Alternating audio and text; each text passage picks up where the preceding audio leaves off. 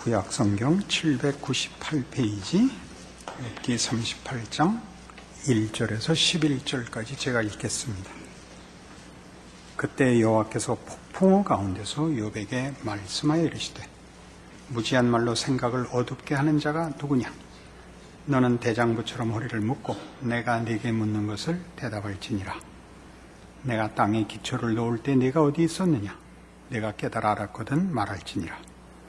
누가 그것의 도량법을 정하였는지, 누가 그 줄을 그것 위에 띄웠는지 내가 아느냐? 그것의 주추는 무엇 위에 세웠으며 그 모퉁이 돌을 누가 놓았느냐?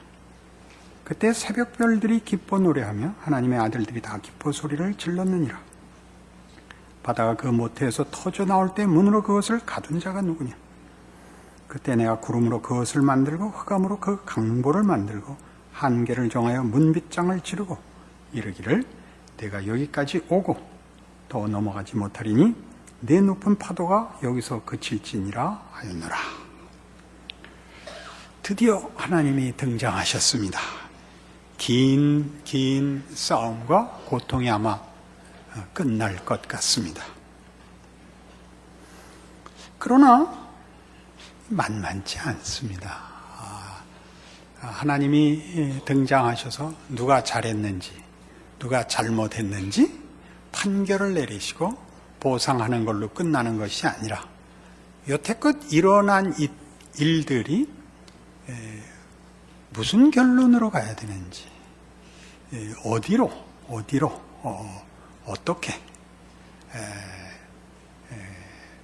의도되고 인도되고 결과되는지를 보여주는 장면이기 때문에 그렇습니다. 무지한 말로 생각을 어둡게 하는 자가 누구냐라는 2절은 누구한테 한 걸 것 같습니까? 우리 그냥 읽으면 욥에게 한 것 같죠. 엘리후에게 한 건 아닐까요? 우린 두었다 생각을 합시다. 다음 주까지 무슨 생각해오기 이런 거겠죠. 왜냐하면 엘리후의 말을 이어서 이제 전에도 얘기했습니다만 하나님의 등장은 엘리후의 강화, 엘리후의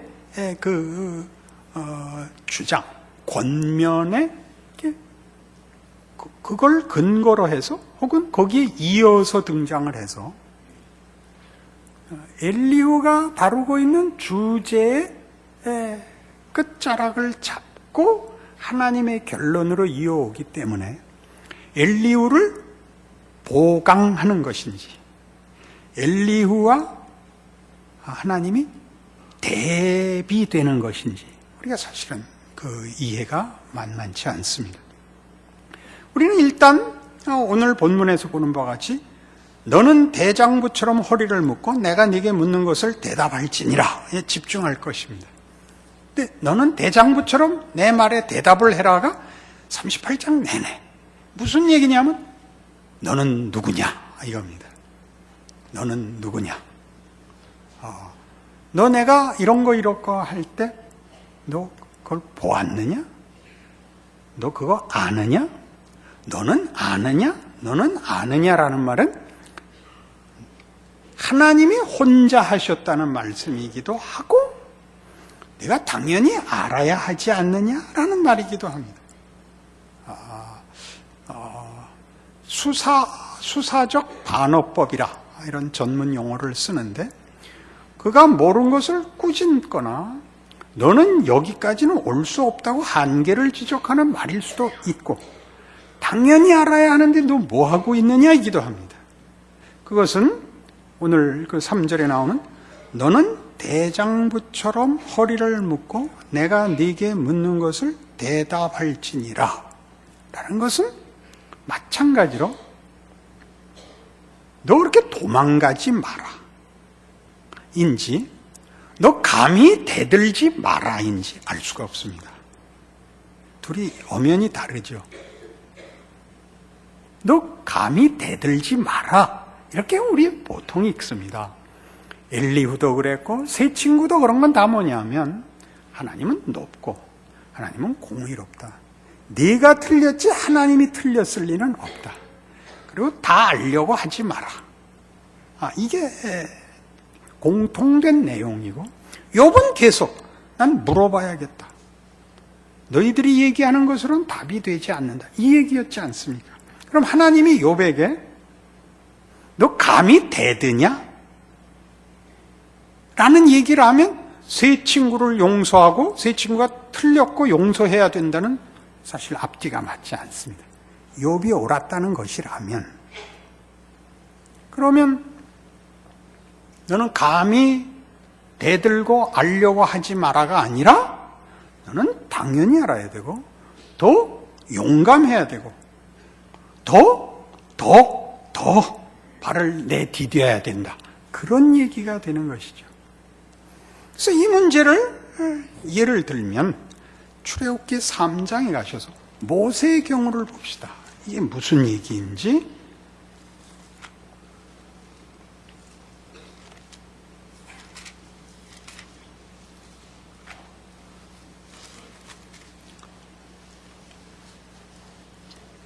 출애굽기 3장 1절입니다. 이제 하나님이 모세를 부르는 장면입니다. 모세가 그의 장인 미디안 제사장 이드로의 양떼를 치더니 그 떼를 광야 서쪽으로 인도하여 하나님의 산 호렙에 이르매 여호와의 사자가 떨기나무 가운데로부터 나오는 불꽃 안에서 그에게 나타나시니라. 그가 보니 떨기나무에 불이 붙었으나 그 떨기나무가 사라지지 아니하는지라. 이에 모세가 이르되 내가 돌이켜가서 이 큰 광경을 보리라. 떨기나무가 어찌하여 타지 아니하는고 하니 그때 여호와께서 그가 보려고 돌이켜오는 것을 보신지라. 하나님이 떨기나무 가운데서 그를 불러 이르시되 모세야 모세야 하시매 그가 이르되 내가 여기 있나이다. 하나님이 이르시되 이리로 가까이 오지 말라. 네가 선 것은 거룩한 땅이니 네 발에서 신을 벗으라. 또 이르시되 나는 네 조상의 하나님이니 아브라함의 하나님, 이삭의 하나님, 야곱의 하나님이니라. 모세가 하나님 배웠기를 두려워하여 얼굴을 가리매 여호와께서 이르시되 내가 애굽에 있는 내 백성의 고통을 분명히 보고 그들이 그들의 감독자로 말미암아 부르짖음을 듣고 그 근심을 알고 내가 내려가서 그들을 애굽인의 손에서 건져내고 그들을 그 땅에서 인도하여 아름답고 광대한 땅, 젖과 꿀이 흐르는 땅, 곧 가나안 족속, 헷 족속, 아모리 족속, 브리스 족속, 히위 족속, 여부수 족속의 지방에 데려가려 하노라.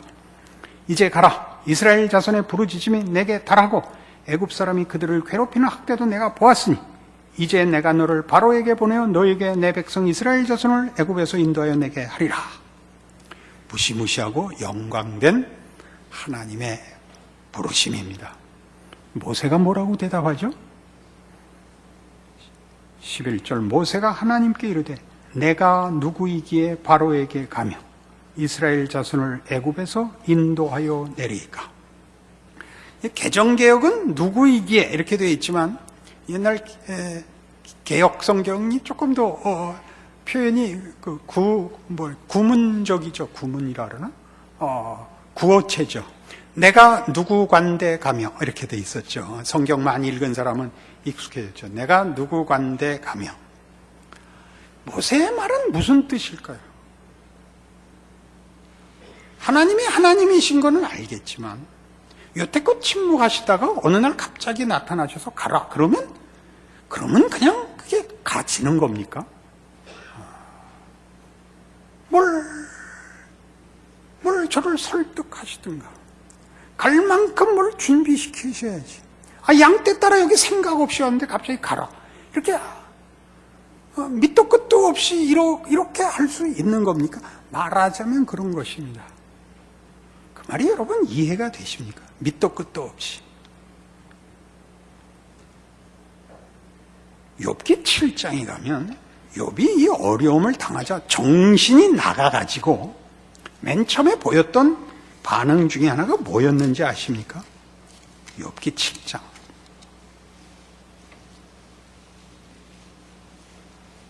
17절 그가 자기가 당하는 고통 속에서 하나님을 외면할 수도 없고 자신의 고통이 해결되지는 않고 이렇게 부르짖었습니다. 사람이 무엇이기에 주께서 그를 크게 만드사 그에게 마음을 두시고 아침마다 권징하시며 순간마다 단련하시나이까? 주께서 내게서 눈을 돌이키지 아니하시며 내가 침을 삼킬 동안도 나를 놓지 아니하시기를 어느 때까지 하시리까? 사람을 감찰하시느니요 내가 범죄하였던들 주께 무슨 해가 되오리까? 어찌하여 나를 당신의 관역으로 삼으셔서 내게 무거운 짐이 되게 하셨나이까? 주께서 어찌하여 내 허물을 사하여 주지 아니하시며 내 죄악을 제거하여 버리지 아니하시나이까? 내가 이제 흙에 누우리니 주께서 나를 애써 찾으실지라도 내가 남아있지 아니하리이다. 이 말 이해가시죠? 안 간다 이거죠. 믿음이 좋아서. 욥이 하는 불평이 뭐죠? 하나님, 내가 하나님 편을 든다고 무슨 하나님에게 도움이 되겠으며 나 하나 잘못한다고 하나님께 무슨 누가 되겠습니까? 뭐 굳이 이런 일을 벌이십니까? 내가 뭐길래? 우리가 제일 먼저 하는 반응입니다. 하나님 다른 거 원치 않습니다. 살아있는 동안 그냥 자존심 하나 지키게 놔두십시오. 그냥 죽어버리면 그냥 없어지는 걸로 그냥 괜찮습니다. 하나님이 그렇게 못하시겠다는 것이 욥기입니다. 내가 누굽니까? 하나님이 지금 오늘 38장에 등장하셔서 맨 처음 한 얘기가 너는 대장부로 부름을 받았느니라. 꼬리 내리고 도망가지 마라. 그러는 장면이라니까요. 내가 당한 모든 일에 대하여 그저 나도 더 이상 바라지 않을 테니 그냥 없었던 걸로 합시다. 이렇게 안 가시겠대요. 왜? 하나님이 이제 묻는 겁니다. 너는 마땅히 알아야 되는 존재다. 내가 땅에 기초를 놓은 걸 넌 알아야 되는 존재다. 내가 이런저런 일을 한 하나님인 줄 너는 알아야 된다. 욥아 이걸 보았느냐? 욥아 이걸 아느냐? 그럴 때 욥은 이것 엘리후가 그토록 크게 얘기했던 하나님은 천지를 창조하신 이 큰 세계 위에 계시는 분이고 너는 그 창조 세계의 한 조그만 인간에 불과하다 라고 세상이라는 틀 무대 속에 한 조그만 지점에 불과하게 꾸짖어 감히 하나님께 대들며 불만이 있단 말이냐라고 누르는 데 대하여 하나님은 그가 이 무대의 어떤 배경이 아니라 하나님이 주인공으로 삼은 주인이다라고 이렇게 빼놓는 것입니다. 이 안에 이걸 보았느냐? 이걸 보았느냐? 이걸 아느냐? 이건 네가 했느냐? 이렇게 빼놓고 있습니다. 어디다가? 창조 세계 안에 묻고 있지 않고 창조하신 하나님의 대화자로 설명하고 설득하는 어떤 힘의 대단한 존재로 취급되고 있습니다. 이것이 너는 누구냐? 욥이 당한 모든 일들이 왜 일어났느냐? 그가 다만 자연 질서의 한 부분과 거기에 속한 조그만 존재이기 때문은 아니다 이거죠. 그보다 훨씬 크기 때문에 이런 일들이 일어나도록 내가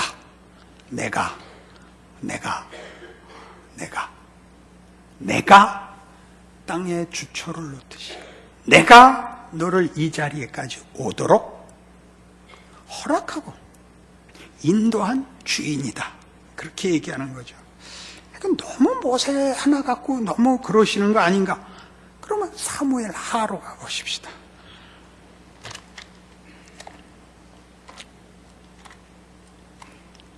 사무엘하 7장에 가시면 다윗이 7장 18절 성전을 짓겠다고 했다가 그건 안 된다. 그건 내 아들이 지을 것이다. 그러면서 다윗을 축복하시는 하나님의 말씀이 이제 나단 선지자를 통하여 허락됩니다. 다윗이 이제 거기에 답합니다. 7장 18절 다윗 왕이 여호와 앞에 들어가 앉아서 이르되 주 여호와여 나는 누구이며 내 집은 무엇이기에 나를 여기까지 이르게 하셨나이까? 주 여호와여, 주께서 이것을 오히려 적게 여기시고 또 종의 집에 있을 먼 장래의 일까지도 말씀하셨나이다. 주 여호와여, 이것이 사람의 법이니이다. 주 여호와는 주의 종을 아시오니 다윗이 다시 주께 무슨 말씀을 하오리까? 주의 말씀으로 말미암아 주의 뜻대로 이 모든 큰 일을 행하사 주의 종에게 알게 하셨나이다. 그런즉 주 여호와여, 이러므로 주는 위대하시니 이는 우리 귀로 들은 대로는 주와 같은 이가 없고 주 외에는 신이 없음이니이다. 땅의 어느 한 나라가 주의 백성 이스라엘과 같으리까? 하나님이 가서 구속하사 자기 백성으로 삼아 주의 명성을 내시며 그들을 위하여 큰 일을, 주의 땅을 위하여 두려운 일을 애굽과 많은 나라들과 그의 신들에게서 구속하신 백성 앞에서 행하셨사오며 주께서 주의 백성 이스라엘을 세우사 영원히 주의 백성으로 삼으셨사오니 여호와여, 주께서 그들의 하나님이 되셨나이다. 여호와 하나님이여, 이제 주의 종과 종의 집에 대하여 말씀하신 것을 영원히 세우셨사오며 말씀대로 행하사 사람이 영원히 주의 이름을 크게 높여 이르기를 만군의 여호와는 이스라엘의 하나님이라 하게 하옵시며 주의 종 다윗의 집이 주 앞에 견고하게 하옵소서. 무시무시하지요. 다윗은 자기가 하나님을 위하여 뭔가 조금이라도 무엇을 해드리는 것으로 만족했고 자기 가치가 그게 다, 내가 주를 위해 뭐 하나 한 사람 다인 줄 알았는데 성전을 짓겠다고 한 다윗의 총을 물리치시고 하나님이 다윗과 그의 가문과 그의 왕권을 영원히 지키겠다고 약속하십니다. 여호와여, 내가 도대체 뭡니까? 내가 도대체 뭡니까? 어떻게 이런 큰 약속을 하십니까? 내가 도대체 남들과 뭐가 달라서 나에게 이런 일을 하십니까? 그리고 돌아봅니다. 생각해보니 하나님은 처음부터 그러셨습니다. 우리 이스라엘을 구원하실 때 하나님의 은혜와 하나님의 성실하심과 하나님의 능력으로 하셨습니다. 애굽을 깨고 우리를 꺼내셨고 약속의 땅에 불러들여 축복하사 오늘에 이르게 하신 이는 하나님이십니다. 우리가 한 일에 보상하신 것 아닙니다. 이게 다윗의 고백이죠. 그러니 우리는 밤낮 이 문제에 틀렸던 겁니다. 이제 보니까 야복나루 사건은 굉장히 무시무시한 거였습니다. 늘 다시는 내 이름을 야곱이라 하지 말고 이스라엘이라 하라. 이는 내가 사람으로 하나님과 더불어 겨루어 이겼음이니라. 이게 사실 안 풀렸었어요. 이렇게 저렇게 답을 했는데 잘 안 됐어요. 근데 여기 와서야 풀렸어요. 욥기에 와서야. 하나님이 야곱을 찾아오시고 그와 씨름하시고 밤이 새도록 야곱이 항복하지 않습니다. 환도뼈를 치고 가겠다고 하고 야곱이 축복해 주지 않으면 보내실 수 없다고 합니다. 그래서 하나님이 뭘 묻죠? 내 이름이 무엇이냐? 야곱입니다. 아니다. 너는 다시는 야곱이 아니다. 너는 이스라엘이다. 너는 내게 빌고 내게 빼앗아가고 내게 구걸해야 되는 자가 아니다. 너는 사람으로 하나님과 씨름한 자다. 그 대접을 받은 자다. 너는 이스라엘이다. 그러는 거죠. 이해하시겠어요? 하나님과 씨름할 수 있는 자. 너는 대장부처럼 허리를 묶고 내게 대답하라. 너는 야곱이 아니다. 네 힘과 네 재주를 갖고 너 하나가 끝나는 존재 아니다. 너는 그것보다 크다. 너는 대장군이라. 너 아버지가 한 일 알아야 된다. 아버지가 누군지 알아야 된다. 너는 내 아들이다. 와서 빌지 마라. 가슴을 펴라. 머리를 들어라. 그렇게 얘기하는 장면입니다. 에이, 그런 거 다 말고 그냥 형통하게만 해주세요. 그러는 거예요. 표정들이 다 나쁘신데 감동은 개뿔도 없고. 결국은 신앙이란 이런 싸움입니다. 인간이 뭐냐, 인생이 뭐냐에 대한 이해입니다. 살아있는 한평생 의미 있게 살다 죽으면 그만인 것이냐, 쓸만하기 위해서 예수를 믿는 것이냐, 이겁니다. 우리의 운명과 영원이 있느냐, 인간의 가치가 한 세상이 다냐, 영원한 것이냐, 현생에 다 시작과 결말이 있는 것이며 확인이 있는 것이냐, 아니면 더 큰 약속 속에서 이것이 준비되고 만들어가는 과정이냐 라는 이해가 없으면, 그리고 그 이해에 따라 신앙은 바뀌는 것입니다. 현세에서 여러분의 소원을 다 이루시려면 여러분은 예수의 죽음을 이해할 수 없습니다. 예수님이 다시 오신다는 것도 여러분을 만족시킬 수 없습니다. 하나님이 여러분 안에서 만들려고 하는 걸 놓치게 되고 다 그만두시고 나 살아 생전에 이 조그만 부탁 하나 들어주십시오로 전락할 수밖에 없습니다. 그러니 기독교 신앙이란 사실은 무시무시한 것입니다. 요한복음 15장에 가면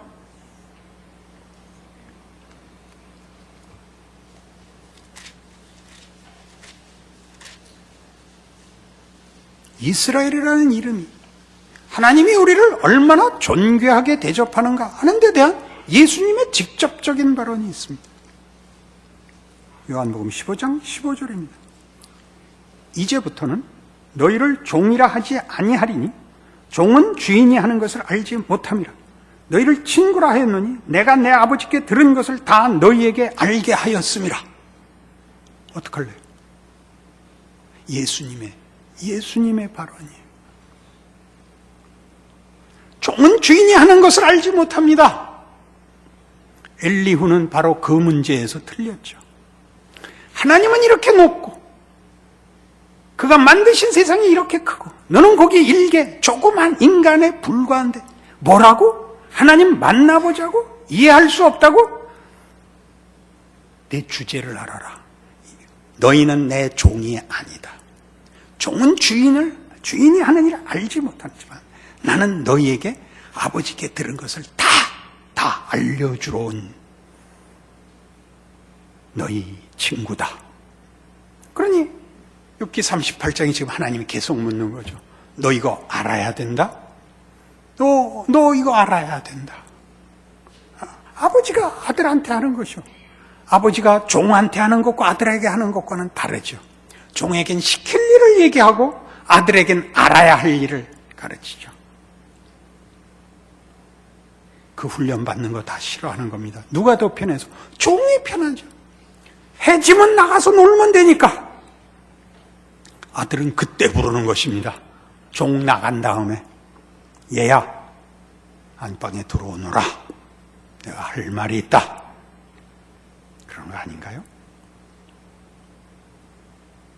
욥기 42장에 가면 그러니까 이 얘기가 나오는 겁니다. 42장 결론이죠. 결론에 뭐가 나왔죠?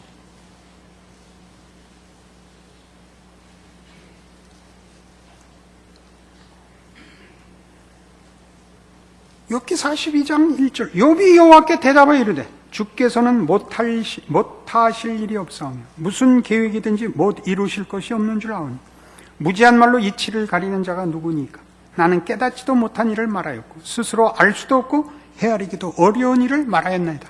내가 말하겠사오니 주는 들으시고 내가 주께 묻겠사오니 주여 내게 알게 하옵소서. 내가 주께 대하여 귀로 듣기만 하였사오나 이제는 눈으로 주를 배움나이다. 그러므로 내가 스스로 거두어드리고 티끌과 제 가운데서 회개하나이다. 나중에 더 깊이 살펴봐야 할 대목이지만 내가 이제 아버지를 배웁니다. 아버지를 배웁니다. 주인을 배우는 것이 아니라 아버지를 배웁니다. 그런 장면이죠. 그러니 이제 우리가 이 놀라운 설명을 예수 안에서 우리가 어떻게 가지고 있는가? 고린도 후서 신약으로 갔다 구약으로 갔다 하는데 계속 앞에서만 찾고 계시면 곤란합니다. 고린도 후서 5장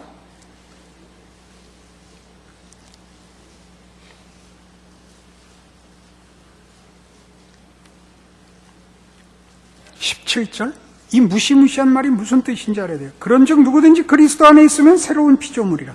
이전 것은 지나갔으니 보라 새 것이 되었도다. 새 것이 됐다는 게 뭐죠? 뭘까요? 새로운 존재, 새로운 인생, 새로운 세계가 됩니다. 그리스도 예수 안에서 뭘 아는 거죠? 욥이 아는 걸 아는 거죠. 이 앞뒤를 보실래요? 13절부터 보세요. 우리가 만일 미쳤어도 하나님을 위한 것이요 정신이 온전하여도 너희를 위한 것이니 그리스도의 사랑이 우리를 강권하시는도다. 이거 권력으로 누른 거 아니고 강요한 게 아니고 그리스도의 사랑, 사랑은 대등해야 하는 거예요. 사랑의 반대말은 여러 개 있어요. 사랑의 반대말 중에 대표적인 것은 증오라 그래요. 무관심이라 그래요.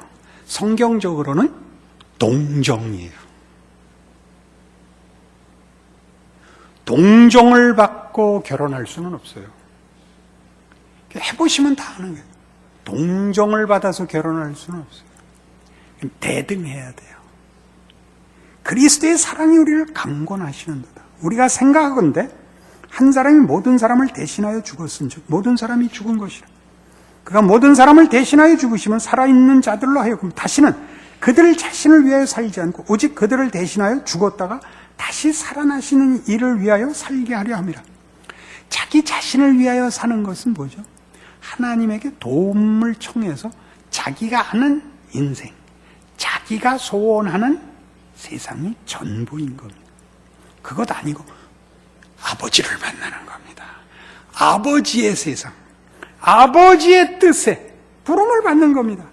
그러므로 우리가 이제부터는 어떤 사람도 육신을 따라 알지 아니하노라. 비록 우리가 그리스도도 육신을 따라 알았으나 이제부터는 그같이 알지 아니하노라. 그런즉 누구든지 그리스도 안에 있으면 새로운 피조물이라. 이전 것은 지나갔으니 보라 새 것이 되었도다. 이제는 사람을 그 사람의 성격, 그 사람의 능력, 그 사람의 취향 같은 것으로 취급하지 않습니다. 하나님이 아버지입니다. 그러니 기독교에서 요구하는 모든 덕목이 여기서 나오죠. 용서해라, 기다려라, 믿음을 가져라가 나오죠. 왜요? 아버지 때문에. 이 욥기죠.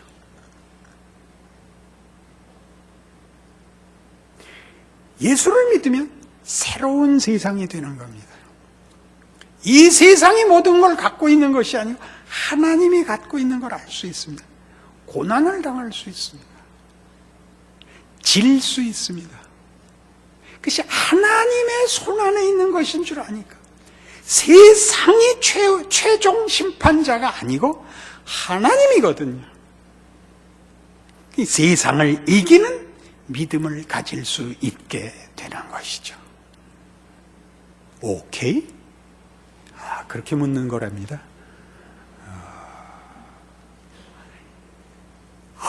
이건 놀라운 것입니다.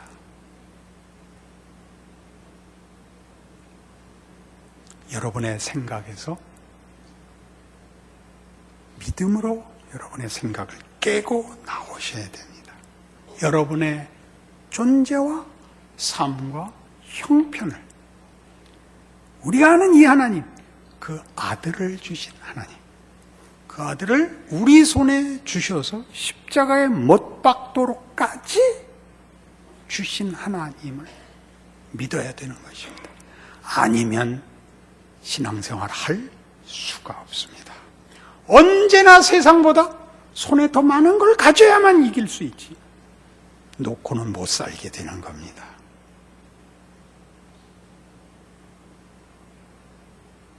아멘.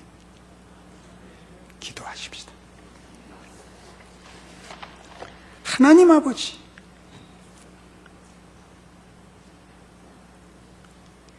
예수를 믿는다는 신앙 고백은 얼마나 클까요?